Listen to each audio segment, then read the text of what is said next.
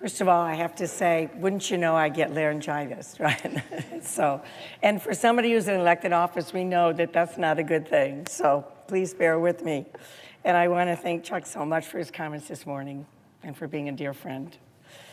Today is bittersweet for me, standing here on the floor of the United States Senate, making my last speech, my last major speech. So many of my staff from Michigan have traveled to be here, as well as staff members who have worked for me in DC over the years. I am truly overwhelmed that over 100 Michigan and DC staff are here in the gallery and on the floor. And family and friends who are not able to fly in today are watching on C-SPAN. As we come back for Thanksgiving, I am filled with so much gratitude and respect as I think back over my years of public service. And I'm thinking about the incredible number of people who have supported me and contributed in so many ways to my success. From my family, my staff, my colleagues, and of course, the people of Michigan who've put their trust in me for over 50 years. I started when I was 5.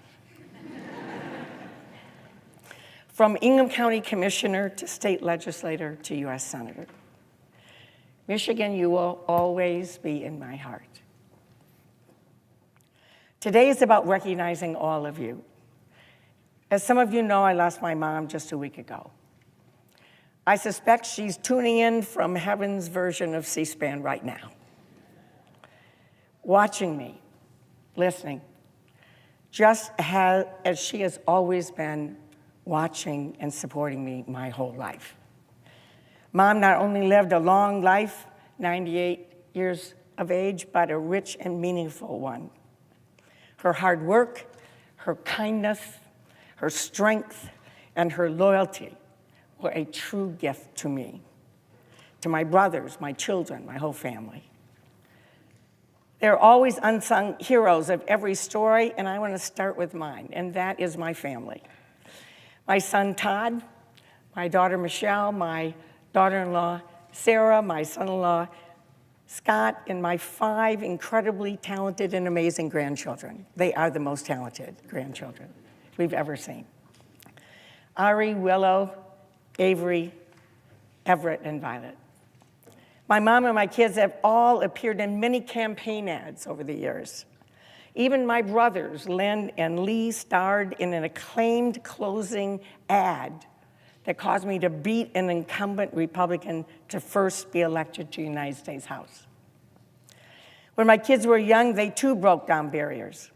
Todd was born when I was a county commissioner. Michelle was born when I was a state representative. It was a first in Michigan for a legislator to be pregnant and have a baby while in office. I remember a very pregnant me opening baby shower gifts in one of our state house committee rooms.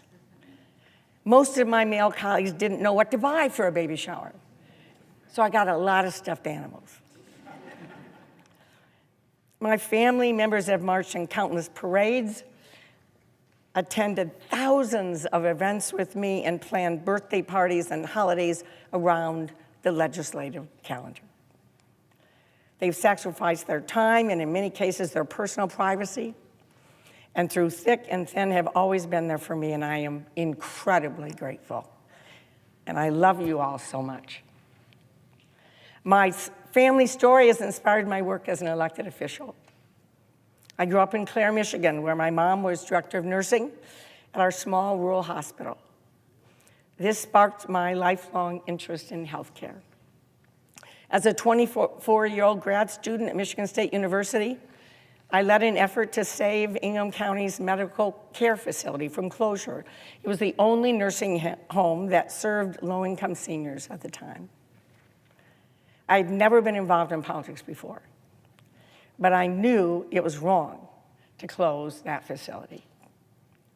We stopped the Ingham County Board of Commissioners from closing this critical service. And I was encouraged to run for county commission because I lived in the district of the commissioner who tried to close the nursing home. I ran against him. He called me that young broad, and the young broad beat him. And as they say, the rest is history. Healthcare remained a top priority for me from those early days to today. Today, I'm proud and grateful that more people in America have access to home health care, to hospice services, and lower prescription drug prices, in part because of my work. Medicare and Medicaid and community health centers provide stronger foundations for care for millions of Americans. I was a new member of the Senate Finance Committee when President Obama made healthcare reform his top priority. I was excited to be involved in every part of passing the Affordable Care Act, making sure that maternity care and mental health services and addiction treatment were all part of the new law. I spent a tremendous amount of time focused on the affordability of the new healthcare system and was successful in bringing down the amount that individuals would have to pay for coverage. I considered it a badge of honor during the final vote in committee when then Chairman Baucus turned to me and said, "Here we have Senator Affordability." My first viral moment as an elected official on social media happened during the debate on the Affordable Care Act. And my great friend Amy Klobuchar has often told this story. When Senator Kyle from Arizona argued against including maternity care as basic coverage by stating that he did not need maternity care, I told him, "Yes, but I bet your mom did." The public outcry that happened after that ensured to this day that maternity care is part of the Affordable Care Act. There has been no healthcare issue more profoundly influenced by my own family's life and experience than the issue of mental health. My father had a bipolar disorder that went undiagnosed for many years, like so many people. Our lives were changed when the drug lithium became available, and my dad had the support he needed to manage his disease and move forward with his life. I saw what happened when someone did not get the help they needed, and I saw what happened when they did. This experience fueled my passion to reduce the stigma on mental health and mental illness, and as I've often said, we need to treat healthcare above the neck the same as healthcare below the neck. I worked on this issue in the early days of my career chairing the Mental Health Committee in the Michigan House of Representatives. Later, I was honored to team up with Senator Roy Blunt for a 10-year effort to transform how we fund mental health and addiction services. This has been my passion and my most meaningful achievement. On the 50th anniversary of President Kennedy signing the Community Mental Health Bill, the last bill he signed before his death, Senator Blunt and I introduced and spoke here on the Senate floor about our new legislation, the Excellence in Mental Health and Addiction Treatment Act. President Kennedy envisioned a world where people wouldn't be housed in asylums, as they were called at the time, but would get the treatment and the care they needed in their community. The first part of his vision was implemented over the past 50 years. Mental hospitals closed. But the second half of it, creating comprehensive community care, never happened.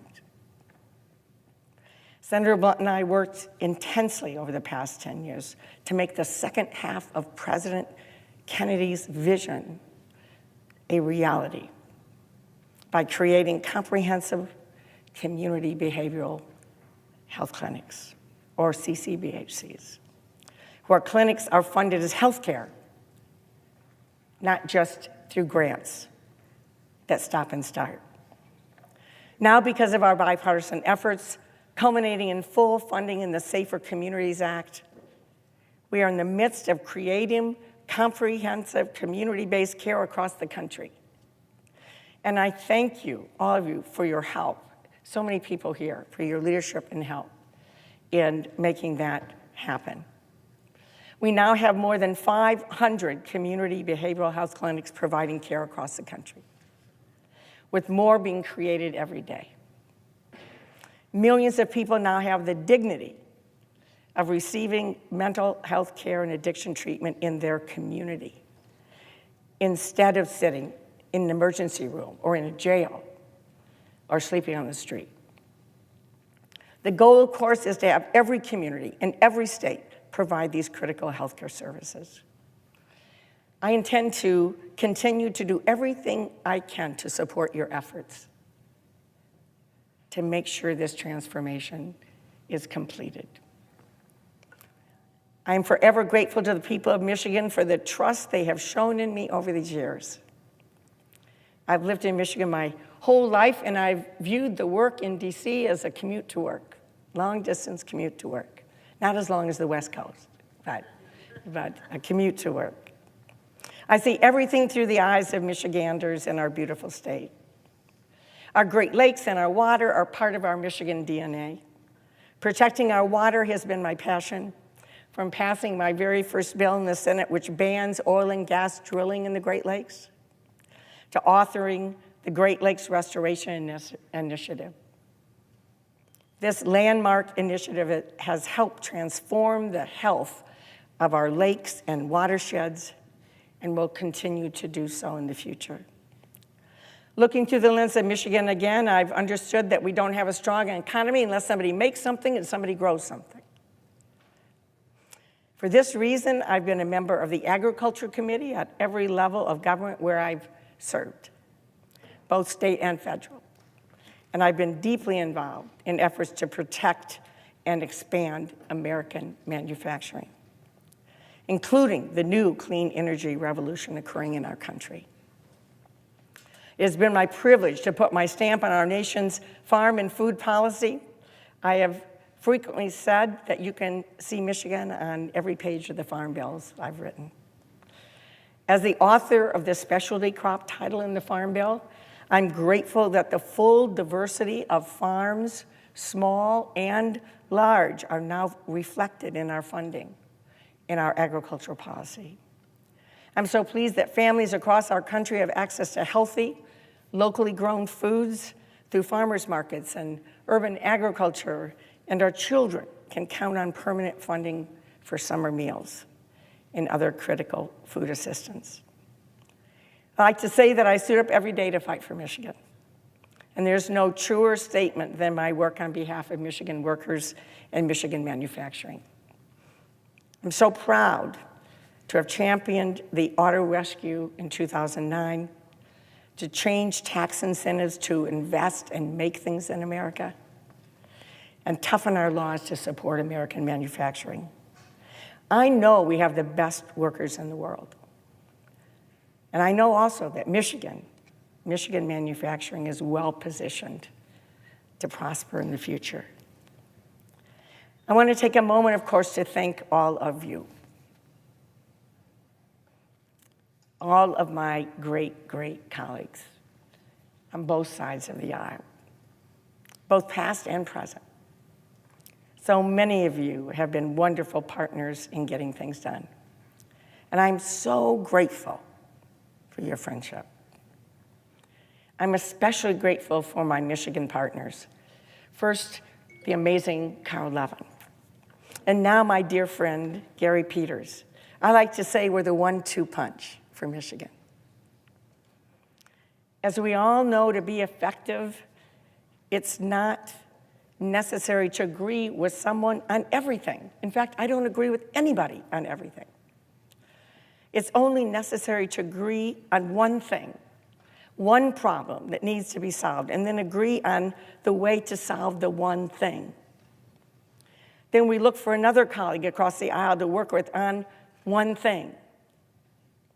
That's how positive change happens. We all realize, with all the incredible demands on our time and the constant additions and changes to our schedules, it's hard to find time to get to know each other on a personal level.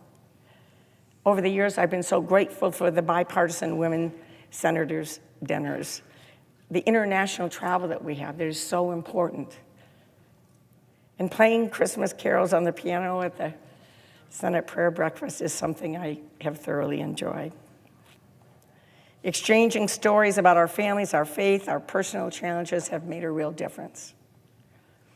It has been a great honor for me to serve as a member of Senate Democratic leadership since 2005. I want to recognize Democratic leaders Tom Daschle and our dear Harry Reid, who were so supportive of me. I want to thank my great friend, Senator Chuck Schumer, and his extraordinary team. Chuck loves the United States Senate, and he loves our country with every bone in his body. And I'm so appreciative of his leadership and tireless work and friendship. When I announced my retirement nearly 2 years ago, I said I was ready to pass the torch to a new generation of leaders. And I couldn't be prouder to pass the torch to Michigan's new Senator-elect Elissa Slotkin.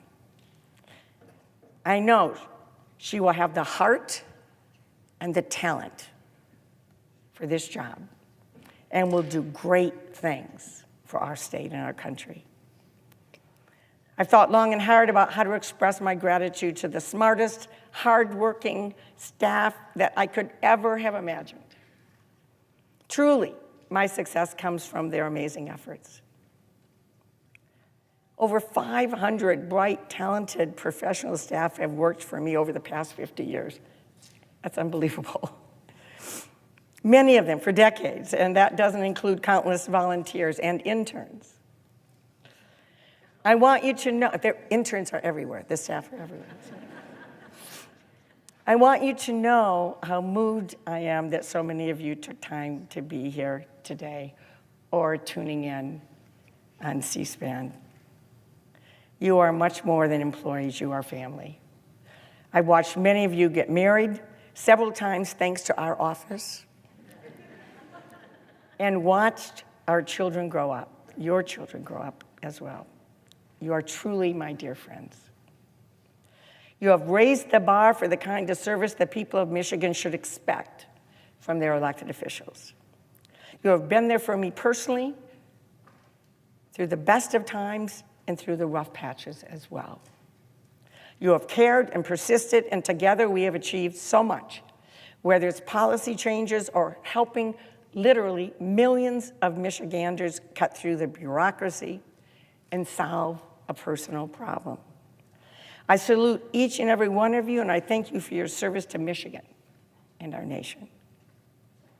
I'm passing the torch to you because I know you will continue to care about people and public service and do great things.